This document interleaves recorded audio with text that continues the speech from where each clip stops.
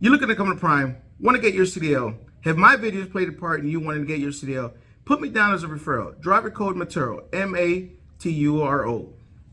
Also list Nikki Yost. Hi guys, I'm a recruiter here at Prime. I've been working alongside Junior for several years. If you would like to come to Prime, we would love if you would list his code and me as your recruiter. We would love to get you in here. If you have any questions, give her a call at 417-521-3598. Thank you guys.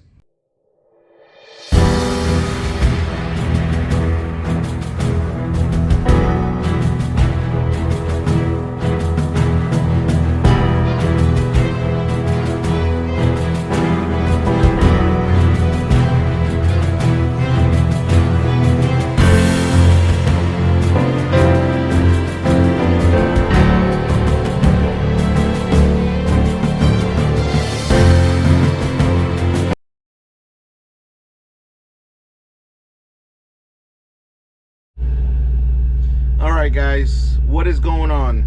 I want to come on here real quick and talk about something that is very, very important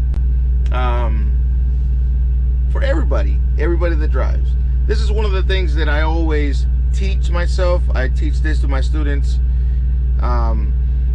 Always know how many miles you can get at X amount of hours. That is very important to know. With all the time that you drive, you got to start knowing this. Even when you're in training, how fast do you drive? How many miles do you drive in 8 hours, 6 hours? How many hours does it take you to drive 300 miles, 400 miles, and vice versa? So today, I drove 517 miles, what I had when I first started my clock this last night. 517 miles, and it took me 9 hours and 15 minutes. 58 miles an hour. I ran it hard. The only time that I stopped was to do my 30-minute break. That was it. You know that one saying that you hear all the time, keep the left door shut? Well, that's very true. So again guys, this is something that you want to start getting used to. If you're new, if you're coming into this industry, start thinking about that. Even on a regular car, start getting used to seeing how much you drive in an amount of hours. Again, according to the GPS, I had 517 miles all the way to my receiver. It took me 9 hours and 15 minutes. And the reason I say 9 hours and 15 minutes is because I always tell people, never drive your full clock unless you have to. Never. I always teach and I always tell people, leave an hour and a half left on the clock. Why? Because when you start doing recaps at the end of the week, those hours will help you, because you're not going to run 9.5 hours all day every day. I mean, in a perfect world you would, but we don't live in a perfect world, so you wouldn't. There's always going to be some times where you're going to drive a little bit, so you're always going to have hours on the backside. Again, it's important that you know how many miles you drive at what speed. If you're doing 59, how many miles do you get at 9 hours, at 9.5 hours, at 10 hours? You would think 590, but again, you have to think 590 miles. 590 miles in 10 hours. You're by yourself on the highway. Nothing is stopping you. Nothing is slowing you down. You also have to consider the time of the day you're driving. Are you driving at night? Are you driving during the day? Are you driving through rush hour? Morning rush hour, afternoon rush hour? What city are you driving through? Are you driving through Atlanta, Chicago, Northeast? All those things you have to put in consideration. You have to stop. Do you need to get fuel? You need to do your 30-minute. If you start doing all this during your training, during the beginning phase of your driving. It will help you give better estimates, ETAs, estimated time of arrival. So whenever dispatch says, hey, John Doe, what is your ETA? Well, if I got 300 miles, I know I can do 300 miles in 5 hours at 59 miles an hour. Or I can do, you know, at 60 miles an hour, I can do 4 hours. You know what I mean? I'm just giving you examples. You have to determine that by how you drive, not how I drive. I can give you an example, but at the end of the day, you have to figure that out yourself. It's going to help you in the long run. It's going to help you give better estimated times of arrival. It's going to help you with dispatch. It's going to help you maybe get a pre-plan. It's going to help you maybe when you got to drop and hook.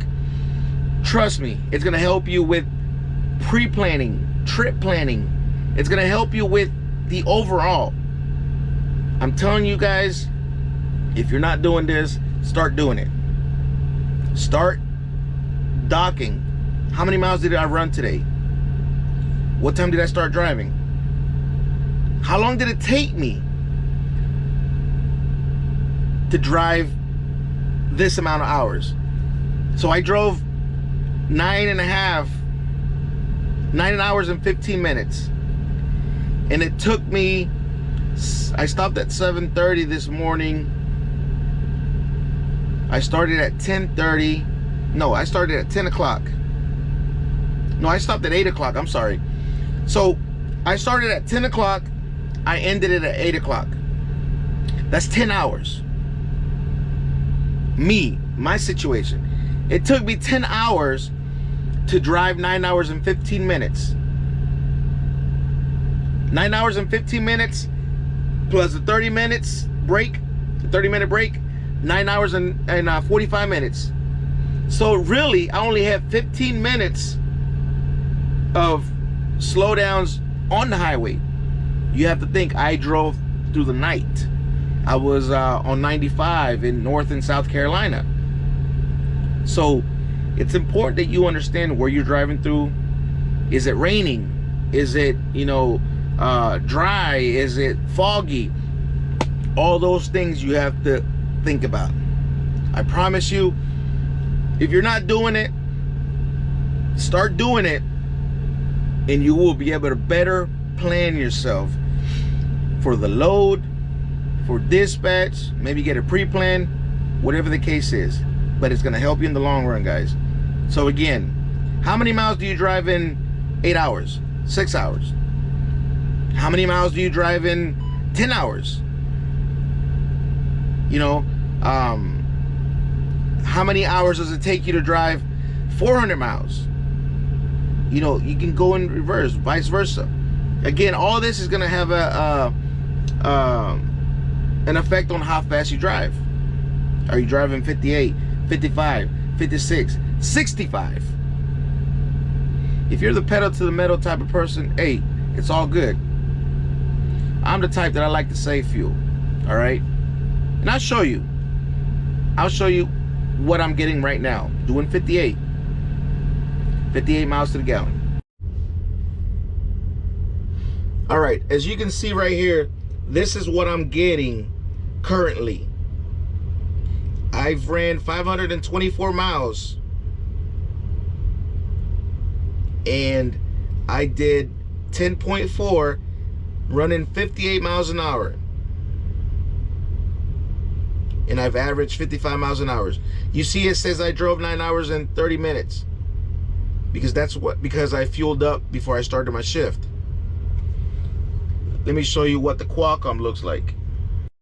For those of you that say that the Qualcomm doesn't match the dash, all right, 524 miles, 51 gallons used, 10.3, 0.1 off, okay? But again, this is the dash. I mean the Qualcomm, it matches the dash. So again, guys, I just showed you what I did, what I was doing, what I do. It's all about saving fuel. It ain't a race out here. So again, just wanted to talk about that because I felt that it was important. It's not something that you guys talk about every day. It's not something that everybody teaches you every day. Even though as a trainer, we're supposed to teach that. I teach that. All right.